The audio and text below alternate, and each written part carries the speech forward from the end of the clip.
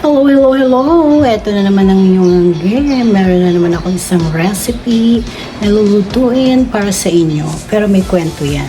Kasi nung isang araw, pumunta kami ng supermarket. Tapos, nagugutom sila. Sabi ko, diretso na lang tayo sa supermarket. Meron naman food court doon. Tapos yung isa kong anak, nakita ko, kinain niya, napakainit. Tapos sabi ko, ba't yan ang kakainin mo? Napakainit.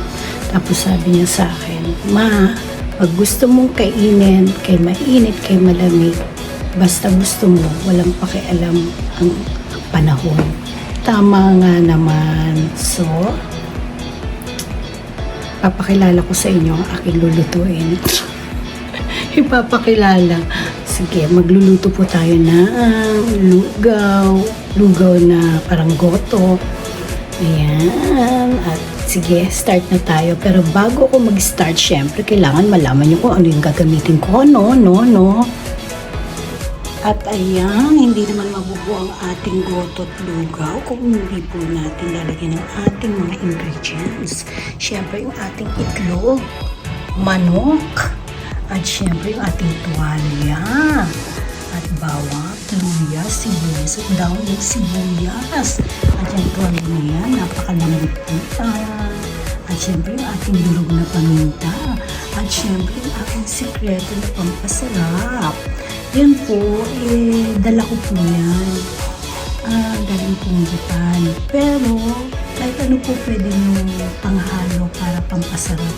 Yan po kasi ay pwede po sa mga sinangag, gulay, lahat pwede nyo po ilagay. At syempre yung ating patis.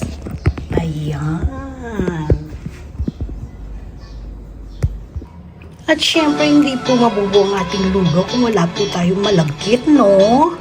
At yan po. Ito po, kaya ganyan po ang kulay niya. Yung bigas na malagkit po, hinaluan ko po ng brown rice. Ayan. Pero sa inyo po kahit ano po basta malagkit para masarap. Ayan. So start na tayo. At ayan, mag-start na tayo. Nilagyan po natin siya ng mantika.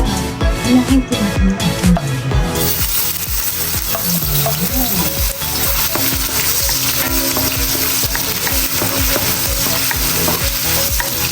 At siya nga pala, pasensya na kayo kung medyo mainit. Kasi po, meron pong ginagawang bahay dito malapit sa amin. Ayan.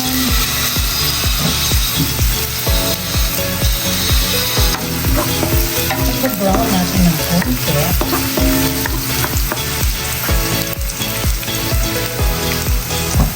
At syempre, yung ating chicken, medyo pababrown din natin. Tapos pag brown yan, sunod-sunod na po. At ayan, medyo brown na yung ating chicken. Susunod naman natin dyan yung ating tuwalya.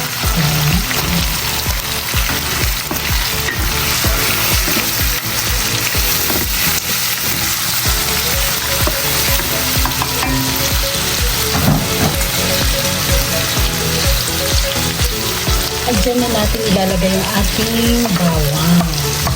Hindi ko pinuna yung bawang kasi hindi po masarap magsunod. Kaya mas masarap po pag ganyan. Medyo hilaw-hilaw yung bawang. Pero meron tayong ilalagay dyan. Pagkakain na tayo ilalagay natin sa ibabaw. At syempre yung ating sibuyas.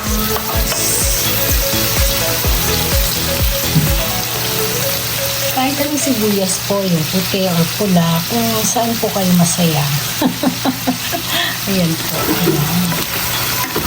Pero ako masaya po ako. Dahil masarap po itong aking niluluto. Medyo iyan po natin ng konti. Tapos saka natin ilalagay yung iba natin ingredients. At ayan, ilalagay natin ang ating pangpalasa.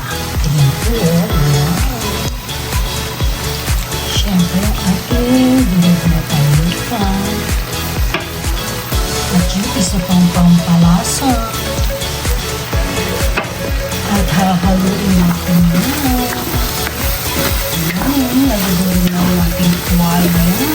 Sarap na sarap. syempre, isa pang pampalasa, no? Ayan, lagyan natin ang patis.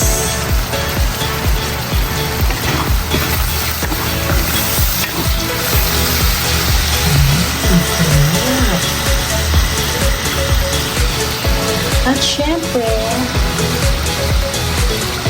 ilalagay na natin yung ating malagkit.